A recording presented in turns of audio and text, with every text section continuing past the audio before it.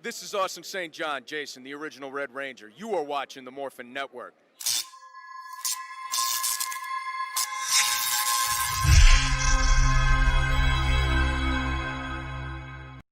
This Morphin Network video is sponsored by Ranger Stop Convention and Ranger Stop and Pop.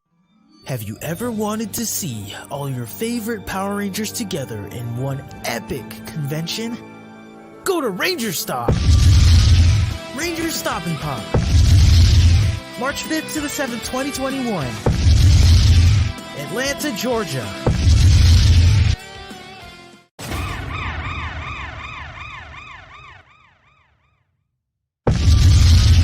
Ranger Stop 8. November 11th to the 14th, 2021. Orlando, Florida. Get your tickets now.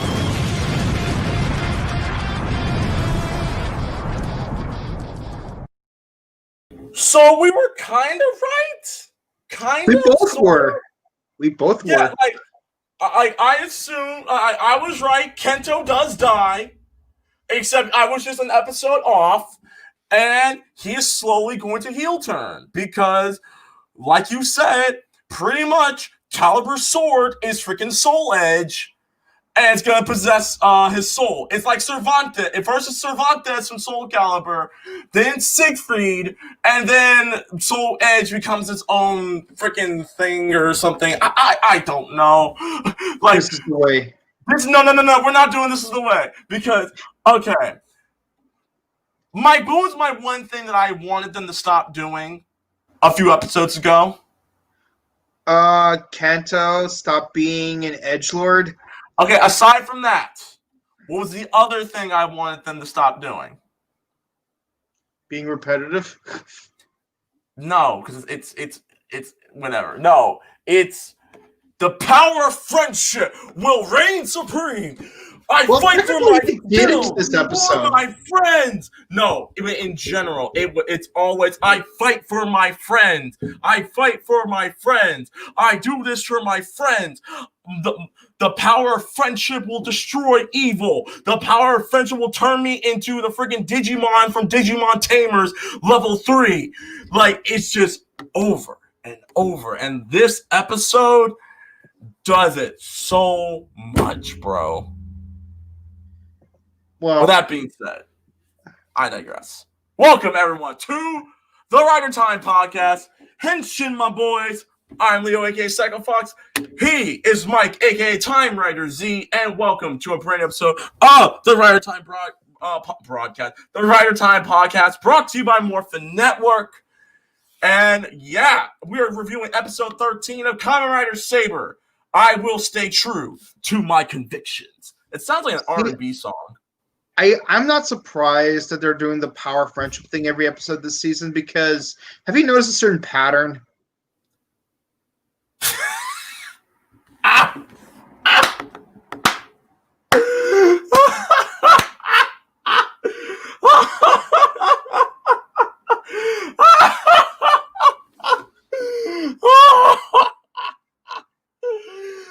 Oh my god, bro! When you showed that to me behind the scenes, I thought you was just tripping.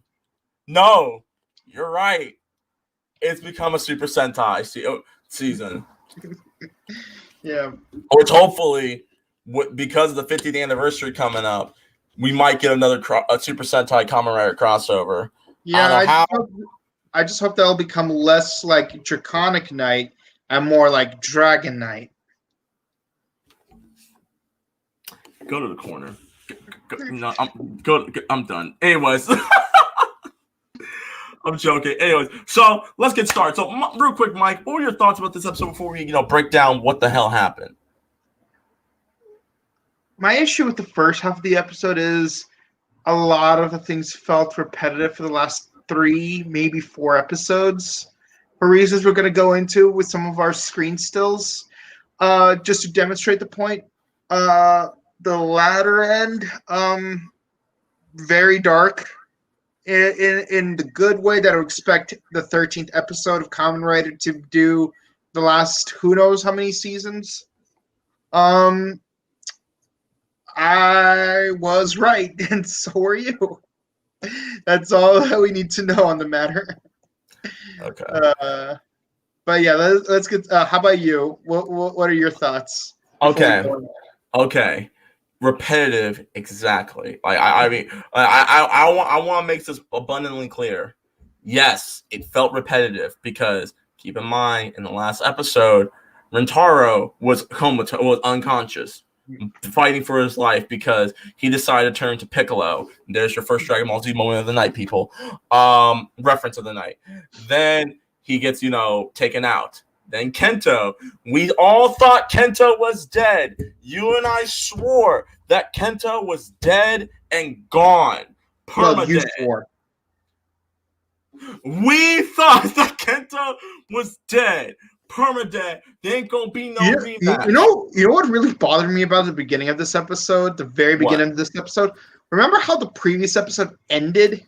Yeah, with Tassel and Homeboy. Yeah. And I thought it's like, okay, they're going to be more involved into the story. What's Tassel going to do to help the situation? Nope. He's back to his little house doing the same thing he's already did. It's like, and he's like, oh my God, things are getting really serious. So I'm like, I ain't playing. No, and he's like, and I'm like, you said that last time. He's like, no, but you don't understand. This time it is really serious. No, he's like, I'm not like. He's like, things got bad, and no, I'm not. This is for real, not for play. It's going down right now. Here's my thing, Tassel, you and Homeboy from the crypt where Toma got the Excalibur Wonder Ride book, the King Arthur Wonder Ride book. I'm sorry, the King Arthur Wonder Ride book. You was there, and he was there. Why are you back at the house right now? What you doing? You smoking? What's up? But anyway. Yeah. What's your deal, green-haired Foxy Shazam? Like at this point, what I'm assuming, Tassel's like Koema. He has to stay in his realm. He can only come out a little bit, but he has to stay in the realm unless they go to his realm, and he can do whatever the hell he wants. Yes, I'm throwing a Yu Hakusho logic right now, but that's a different story. Anyways, so let's get to the show. So after recapping that Kento should have died, Kento is still alive for right now. Just Chekhov's gun. Toma is trying to make sure he's okay, and he even leaves him the book, the same book that him, Kento, and Luna had read when they were kids, because that's the way. And he leaves it there. Everyone's pouting. You have the entire gang there. You have Tetsuo, you have Ogami, Ren, Rentaro, and Mei. They're like, yo, how is he doing? He's like, he's unconscious, but he's still breathing. Okay. I now know what's going down. He's like, what's going down? Okay, check it out. I remember what's happening right now happened 15 years ago. I was there when Caliber had all those pillars open up the Book of Truth or something like that, or the Book of Mormon. I don't know. The White Book. Yeah, the Great White Book. And so we have to stop him from that. We have to stop that book from opening, and we have to stop Caliber. And Caliber is probably the only. Go ahead. And of course, the Medjits are like, yes, we got 5 of the pillars open. We need just one more. Yeah. So Daichi, how do you plan on getting Espada to use his lightning, his sacred sword powers to open the final pillar? It's like, oh, don't worry. One way or another, I'll make sure a sacred sword opens the final pillar. Chekhov's gun. Opening Saber in my hand. Let's write it down. We'll say this one. Nemo, Mira, Izu, Saku, Hanawa. All right. We know what we're talking about. Anyway, so they have a plan. Take down Caliber right at where the final pillar is going to be. They all go in, all the warriors, but they tell Mei, yo, stay with Kento. Do not let him leave, okay? Gotta love Papa Piccolo Oguma. Ogami is Piccolo. He's like, listen, I know because you're the de facto Bulma of the squad. You have to stay here because I can't have you running into giant Namekian crabs. Now, if you don't mind, we're off to fight Frieza. Real quick, off topic, and we've always gone on topic. What saga, which Dragon Ball Z arc do you think this is? Do you think this is the Frieza saga? It may as well be. Kinda. Because you know who is about to become SS for the first time. Even though we thought he was Super Saiyan since he had all 3 books, I'm guessing that's Kaioken times 20. No, like ever since let's see. I'd say ever since Wizard, they started having more than one mid form. You know how there's like usually there's like the standard form, then there's the middle form, and then there's the final form. And sometimes there's like slightly power up forms in between, but you mainly got base, mid, final. Yeah, it's like I use 0-1 for this instance. 0-1, Rising Hopper is like, your base form. And the other power-ups he gets until he gets Shining Hopper is like the Kaiokens. Shining Hopper is his Super Saiyan form. Shining Assault Hopper is Super Saiyan 2. Metal Cluster is Super Saiyan 3. What do you call it? 0-2 is Super Saiyan God form. And Realizing Hopper is Ultra Instinct. See, like if 0-1 came out in the first half of the Heisei era, like he would just have a Rising Hopper, Shining Hopper, and then 0-2, and that's it. Now he would have some of the other progress keys, like way at the bottom, like the Falcon, the Shark, the Tiger, but that's it. Like nothing. Right. Like once you get to the mid form, nowhere to go up but the final form. Like Kuga, like his mid form would be a Rising Mighty, and his final form is Ultimate. Yeah. Anyway, just have powered up and side versions of his mid form. But then, point is, yeah. They expanded the chain from base to final. Right. So they find Caliber, Rentaro, and Atoma. They morph. They fight Caliber. They get their butts handed to. While Tetsuo is working on the giant big friggin' books. Books, yeah. But I love this scene right here. Yes. It's like they get beat down, but they stand back up. Yeah, Dad Ogami and little kid Ren come through, and all 4 riders fight Caliber, and Caliber washes each and every one of them. Like, here's my one issue. I really wish we had more dialogue between Caliber and Buster, considering the fact that Ogami and Daichi were friends originally. Because Ogami is currently the longest version. He's the veteran.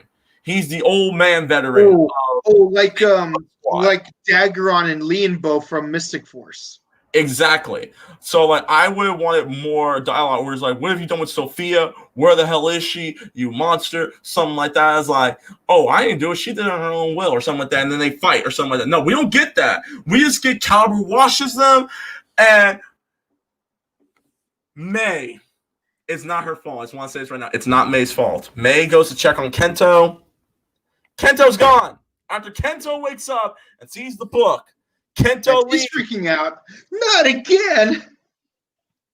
Kento leaves and kills the final monster, and also takes a hit from Caliber in the process. Edgelord Rider gets taken out again. Why am I calling him Edgelord Rider? Because Espada, like Sasuke, has a death wish. Like Vegeta in the Android arc, has a death wish. Like the Cell Saga, has a death wish. That's 3 Dragon Ball Z references for you, people. Well, technically in the Cell games, he has a life wish because my baby boy. That's true. That once again, I'll take the abridged and Dragon Ball Z Kai over the original Funimation dub Dragon Ball. Like I would rather. That's Caliber takes out Kento and the pillar opens up. Every pillar has now opened up, which now reminds me. So Rentaro did kill one of the monsters in the last week's episode. I forgot about that. I thought Rentaro was the final key, and they're like, Rentaro, don't kill this monster or something like that. But no, all the pillars are now open up. The big white book in the sky opens up, and Caliber washes all of them and throws them out of the Wonder Ride dimension. Kento is dying at this point. And Toma is going back in. He's fighting Caliber. He's 1v1ing Caliber, and Caliber just straight washes him again. And everyone is trying to cheer on Toma. Be like, Toma, you gotta do this. And Toma's having flashbacks of what happened. He's having a non-flashback on that day 15 years ago, his daybreak moment, where all the pillars open up and sucked Luna into the Phantom Zone. I also like how while this is happening, Kento's telling May that the fact that he regrets not telling everyone how much he cares about them. Like, Oguma, his words are so blunt, yet he is such a good daddy. And Ren, he's so smiley and cheerful, but even if it does get annoying sometimes, I still love it. And then there's Tetsuo. Oh yeah. I never got to thank him for fixing my swords all the time. And then there's Rintaro. No one has conviction like he does. Chekhov's gun. And then there's my best friend. Play the Shippuden second opening. Bro, we had a Shonen Jump shtick and a Fast and the Furious shtick in one episode because Rentaro kept telling Kento, we're family. We're family. We're family. I'm surprised that he wasn't driving a Dodge Charger I'm surprised he didn't drive a car and try to run over Caliber. We are Groot. Like, I'm surprised I hear see you again, especially when Toma goes Super Saiyan. But I'm going to get to that in a minute. So Toma hears May's cry, and then hears Kento's cry, which then has him flashback to what happened again. He gets back up. He's telling Caliber is like, listen, boy, your power level is not as strong as my eye. Your midichlorian count is weak. I am the one true power. And he's like, no, you're not. You said that you could fight alone to get what you want. But little do you know, I fight for everything. For myself, for my family, and more importantly, for my friends. And then the big book that Tetsuo was working on flies out of the logos and comes into the hands of Toma. The Dragonic Tetsuo gives when it flies. I was like, that Toma, he's doing that thing again. He's doing the Natsuo, Deku, Luffy, and Naruto thing again. Believe it. Anyways, do you have the picture of the Dragonic Knight Wonder Bride? Show that off. Yeah, look at that beauty. When the book opens and he does the slash thing, like the 3 pages just fold out, not fold, but like they slide out of the page. So it's like 3 volumes in one. Bruh, it looked like a sidekick. You remember back in the day when the Cyclops flip open and stuff like that? Yeah. It looked like a sidekick. No, a 3-part sidekick. So it's like it flips open and then it flips open again. Wait. Oh, okay. So like it flips open And flips then open. Oh, and then it flips open. before I continue, I want to give a big shout out to Mike. Mike bought me Kamen Rider Memory of Heroes on the PlayStation 4 after I called him so many bad names a few days before my birthday because he managed to get it before I did. Because, in case you guys don't know, Kamen Rider Memory of Heroes is really hard to get right now. Well, as of right now, because it was in such high demand, and because of what's going on with COVID, I'm pretty sure it was only available for a limited time. Also, it's one of the first Kamen Rider games to be advertised in America as well. If you go on YouTube, they was advertising the hell out of this game and showing off gameplay and how the game was being developed and stuff. So we both got our copies. Starting not next week, but the following week, Morphin Gaming Time is coming back, and I will be playing Memory of Heroes. So there you go. And of course, I already got started playing it, so you could watch that on my Twitch channel, which we will plug towards the end of the podcast. Right. So, Tomo becomes Dragonic Knight. And I swear to you, it looks like Homeboy from Digimon Season 3. Yes, Gallantmon, or Dukemon in the Japanese version. Yes, Gallantmon. And I'm not going to lie. I gotta admit, Mike, it was pretty cool. I like it. It low-key reminded me of Metal Cluster. Yeah. And you know, there's already memes for this guy already. Kamen Rider, Draconic Knight, together we can read some books. Let's read. So let's read. Let's read. Oh my God, common reader. Bro, you know, real talk. You know, I need to see if we can actually do this. We need to do like a watch along of Kamen Rider Dragon Knight on Morphin Network. Just a whole watch along. Nice. Anyways, but that's a different story. So, Tomo washes Caliber. Like legit washes him. We have an amazing fight. He gets on his Dragonic Knight, and they do some airborne fights, which leads into Toma beating Caliber with a final slash. And not just that, Daichi. He destroys the book. He destroys the Janu Dragon, the Janu Dragon. The Jiao Dragon Wonder Ride book, yes, as well as the white book that would have caused the calamity. Yes. Like, Toma solved all of this in one fell swoop. Also, we forgot to mention when he grabbed the book, him and Kento heard the voice of Luna. Luna is still alive. She's just somewhere in the Phantom Zone, or her soul's in the book. I don't know. Yeah. But not all has a happy ending, because Tetsuo comes in and tells him, "Yo, Kento's dying. You need to help him." Kento, straight up now, dies.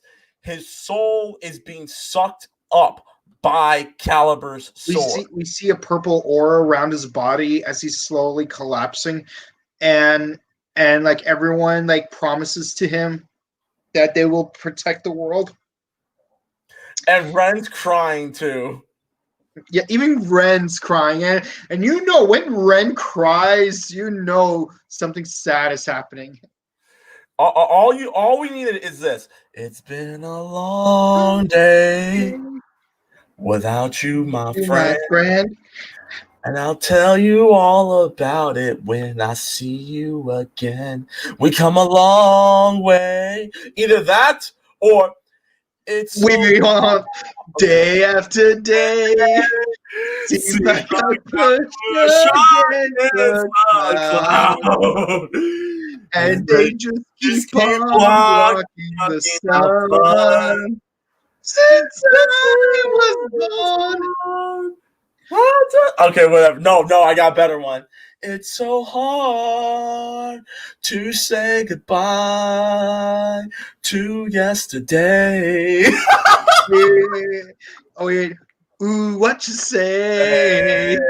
Da, da, da, da, da, da, da, da. Well, 'cause you did what you say.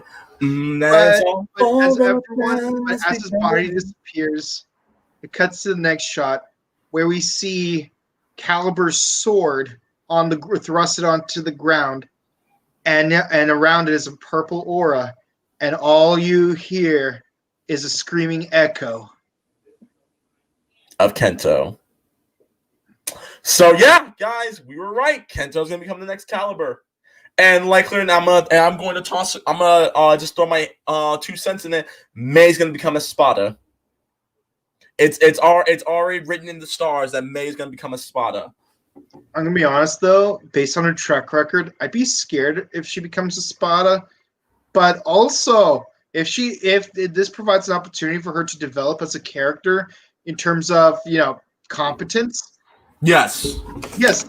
I totally welcome that because I mean we've seen Maya become a writer and like she had a whole dynamic change to her. I'm not saying Maya was irresponsible before she became Siren, but she became a lot more independent. There are a lot. Okay, before we get into our score, I have a lot. I did have some issues with Maya all of a sudden becoming Kamen Rider Siren and Dragon Knight because I'm like, so you finally changed your wardrobe and you want to wear all black. You know what? I'm done. Okay. So yeah, people, that is episode 13 of Kamen Rider Saber, and yes, Kento, likely or not, is going to become Caliber. We were both right. Kento died, and now Kento's soul is now in Soul Edge. I mean, in Caliber's sword, and there you go. Yes, we threw in a little Soul Calibur reference for all you Soul Calibur fans. Shouts to Soul Calibur. But yeah, Mike, what are your likes, dislikes, and overall score, buddy? Go ahead. Let's see. I'm gonna start with the dislikes. Yeah, go ahead. Very repetitive. Like third episode in a row where character is hospitalized. They end up lying in that same bed. Then everyone has to go out to help save the city, but they leave Mai behind to watch over the one person who's injured. But as soon as she comes into the room, that person is gone, and then someone at the end of the episode ends up taking a hit for someone else. Kind of repetitive, 3 episodes in a row. Like not even Super Sentai has been this repetitive in the past. I'm gonna be honest with you. And I get it. Tokusatsu, 22 minutes of like standard plot. Monster shows up, transform, fight the monster. Not necessarily work. Doesn't necessarily work right away. Then they make a new plan. They destroy the monster. Monster becomes big. Summon the giant robot. Destroy the monster. Or in the case of Kamen Rider kick. But here it's like repetitive. Like even like the non-fighting plot is repetitive. That kind of bothers me a bit because like if you have a limited number of episodes because of COVID, I understand you have a limited number of episodes, but make the most of those episodes. And let's see. But as far as the fight went, like, it was pretty well done. Like I appreciate when we see all the writers together, working together. And yes, Toma's final form was pretty dope. I'll give credit to that. And yes, we were right. Kento does die, and he'll come back as Caliber. I like that. Yes, we're going places. We're actually going places. But again, make the subplot less repetitive because that gets boring really quick. I like it better earlier on when like they try to help Sora decide that reading is fun, or heck, let's bring Bravo back. Like he made a cameo in that one episode. Let's bring him back. So I have to give the episode an 8 out of 10 because as much as I love like the second half of the episode, first half is just grating. But I love how Oguma is being a good daddy. Wow, you're a little nicer than I am. Okay, so here's my issue, and I'm going with my dislikes first. I think the repetitive storytelling that they had is, again, you said it yourself, 3 episodes in a row where someone's hospitalized, they gotta fight for him, he comes back, or he's hurt, he has to come, he's about to go help out, he gets hurt again, hospitalization angle, there you go. And like with Rentaro, they try to push him as like they try to Super Cena Rentaro last episode when we thought Rentaro was going to die. and he just goes Super Cena mode to help Toma, and is like, you gotta help Kento. He's your friend, right? He's family, right? You're right. He is my friend, and I have to fight for my friend. Then we have this episode. Kento, hospitalization angle, tries to go Super Cena and actually does fail. But he's like, Toma's my friend, and I have to fight for my friends and for my family. Hospitalization angle again. Rintaro, I will fight for you. You are my friend. You are my brother. You are family. Everyone gets washed. And then Toma, like, you have to fight for us, Toma. We're your friends. We're your brothers. We're your family. And all Toma needs to hear is, family. It's been a long day without you, my friend. Henshin! And I tell you all. Like, that's all it is. It's repetitive. It's over and over and We over. are Groot. Like, it was cool the first couple of times, but then when you are continuously trying to push the angle, that's when this is when it gets annoying. I just was annoyed by it.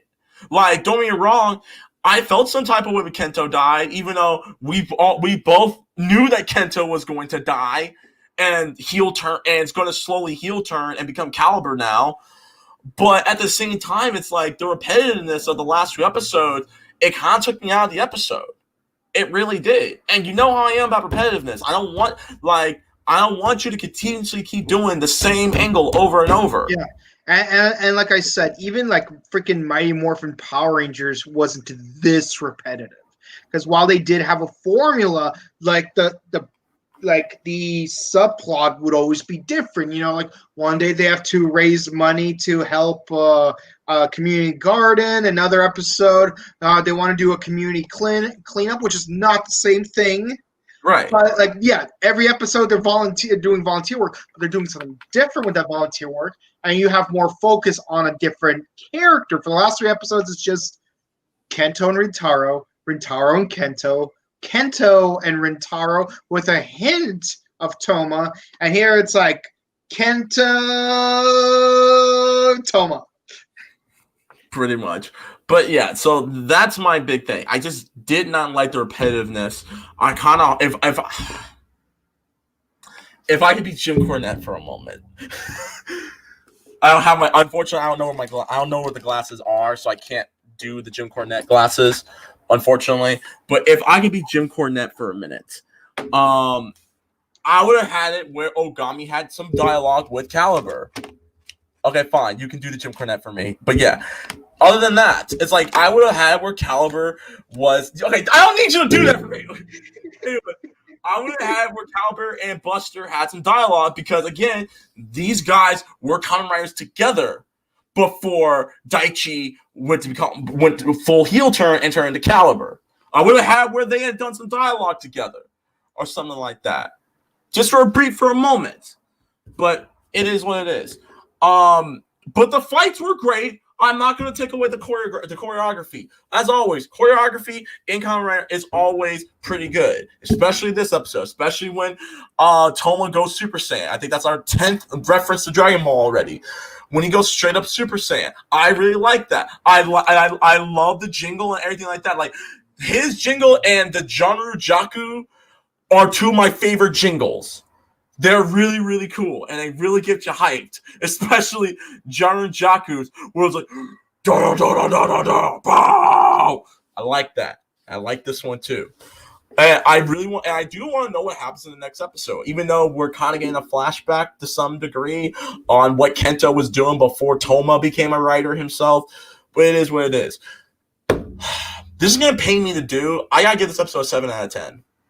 It's just the repetitiveness drained me. I just couldn't.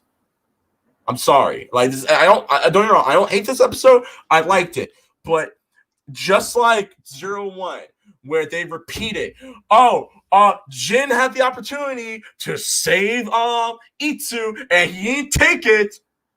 And then the next episode, he decided to freaking save Hirobi, and I'm really over here like, where was that same energy? And everything like that. Like, that took me out of it too. So I don't want people to think, you just go like, no, you're a 01 fan. Yes, I'm a 01 fan, but even 01, I got tired of the repetitiveness too. So yeah. See, like if you really love something, you got to be able to acknowledge both the positives and the negatives of it. And correct. look, man, like I love Kamen Rider to death, but hey, how many times did I not give an episode a 10 out of 10? Not that many. Actually, there are a lot of times. Actually, no. We gave so many 10s in 01, especially the Episode 44, yeah. The penultimate episode, we give a huge 10 for so many reasons. Yeah. But no, but the point is, there have been episodes where I gave an episode only like 7, 8, or 9 out of 10, and yeah, that's proof that to some extent the episode has certain flaws to it that even I, a die-hard Kamen Rider fan, someone who watches the show religiously, can acknowledge there are issues with. And heck, how many times do I talk crap about Kamen Rider Ghost? yes. Oh man, you talk so much crap about Ghost, and I'm over here like I've seen one clip where he turned into the original Kamen Rider. I'm like, what's so bad about this? This is awesome. What y'all talking about? That is the net videos. Net videos almost never suck. That's true. Anyways, but yeah, that's it. So 7 and 8. Hopefully, the episode next weekend is gonna be really good. I mean, again, like we're about to find out what's gonna go down. Where the hell's Sophia? Where's our favorite Filipina chick in Kamen Rider? Where's she at? I want to know. I need answers. I need questions answered next week. Without further ado, it's comment section time. We only have one comment though. It's coming from Fox Ranger 3x9, our biggest fan and supporter. What's up, Fox Ranger? I'm planning to make a fan-made Megazord battle, the Delta Squad Megazord versus the Thunder Megazord. Are you doing a stop motion or are you doing CG? Probably. I'd be down to watch it. Probably stop motion. But if you do CG, I'll be genuinely impressed because I don't have CG skills. Yeah, I'd be down to watch it though. I'd be down to watch it. But yeah, this kind of reminds me of this one time they did a Megazord Ranger Madness thing. Yes, and like there was like five branches, and in the end, like they had like the Delta Command Megazord in the finals with 4 Megazords from the Mighty Morphin trilogy. I'm like, no. Let's assume we use the same brackets for round 1. Let me see which one I think would win based off of who like if these two Zords actually fought each other, who would win in a legitimate fight. To be fair, we all know which Megazord would win. It's a Time Shadow Megazord from Time Force. And believe it or not, like out of the 5 finalists that I ended up picking out, only one of them was from the Mighty Morphin trilogy. The Shogun Megazord? Can't remember. It was either the Red Dragon Thunder Zord or the Shogun Megazord. I can't remember which one it was. But the point is, I had a diverse list of 5 finalists. Okay. Anyways, but that's all the comment sections we got, guys. Thank you guys so much. Be sure, and once again, if you are new to this channel, what is up, YouTube and Facebook? Be sure to like and follow our page here on Facebook.com/MorphinNet. Be sure to follow us on our YouTube channel, Morphin Network. Be sure to like, share, comment, and subscribe to our channel and hit that bell icon. And last, certainly not least, be sure to follow us on Twitter and Instagram at MorphinNet. With that being said, thank you guys so much for watching a brand new episode of the Rider Time Podcast. Mike, where can the people find you? Well, you can find me on Twitch at twitch.tv/BokenKabuto, where I started streaming Kamen Rider Memory of Heroes for the Switch. And of course, you could follow me on Instagram at chrono_justice_cosplay. Oh snap! You got everything's things in it. Cool. Well, you can also find me on Twitter, Instagram at @the_reckless_fox, and you make mine. You suck. Twitter. It's okay. It's okay. Well, it's okay. It's okay. I got you. We have Twitter. You can find me on Twitter, Instagram at @the_reckless_fox.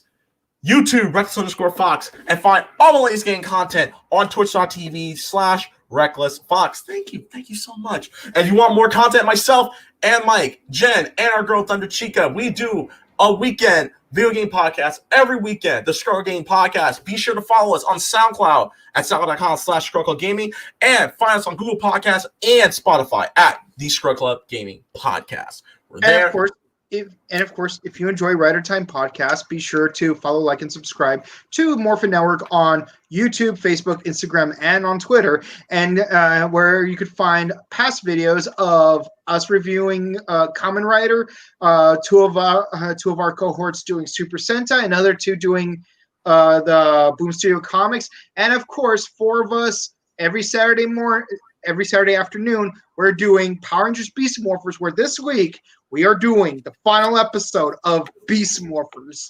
Bro. And if that is not enough for you, we still got you covered, because we also have past interviews with various Ranger actors and voice actors, which you can only check out on our YouTube and Facebook pages. And coming soon, tomorrow, 4 p.m. Pacific Standard Time, 7 p.m. Eastern Standard Time, we got Ravi, the not Dino Charge, Beast Morphers Blue Ranger, Jasmita Budwalia, right here on Morphin Network. Remember, no spoilers for the last episode, but here's where you can use the spoilers for the last episode, because on Sunday we got another interview at 4 p.m. Pacific Standard Time, 7 Eastern Standard Time, with none other than Rory D. Travis who is the Red Ranger, Devin. So we got Blue and Red Beast Morphers Ranger on Thursday and Friday, respectively. Thursday and Sunday. Yeah, Sunday. Did I say Saturday? No, you said Friday. Oh, my bad. I was thinking back to back, because in back to back interviews we got 2 Beast Morphers Rangers, and I'm just excited about that. Super pumped. And of course, all that is here on the Morphin Network. So be sure to check us out. And without further ado, here is the recent episode of our Kamen Rider retrospect with Kamen Rider Agito. Mike, hit it, and we'll see y'all next week. Deuces! Unlock your infinite potential. Henshin.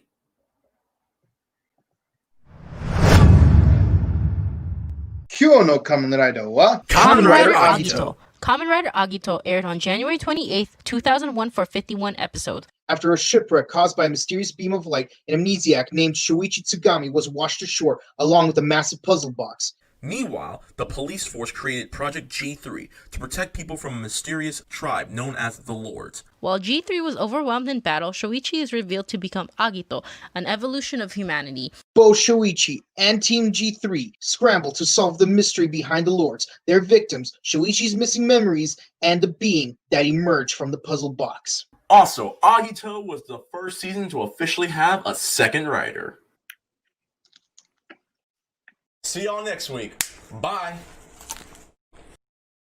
Today's Morphin Network video is sponsored by Ranger Stop and Pop, which is March 5th to the 7th, 2021 in Atlanta, Georgia, and Ranger Stop Convention, which is now November 11th to the 14th, 2021 in Orlando, Florida. Go to rangerstop.com for more info.